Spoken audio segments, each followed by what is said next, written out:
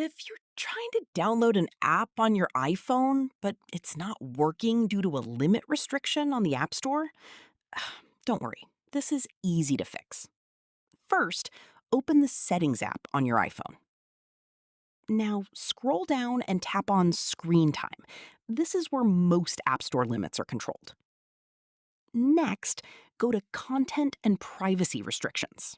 If it's turned on, tap into it and check the allowed settings. Now, look for iTunes and App Store purchases. Tap on it and make sure installing apps is set to allow.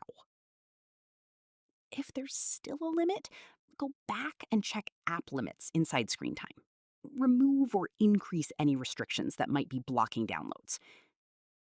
Also, make sure your Apple ID has no restrictions and your payment or country settings are correct in the App Store.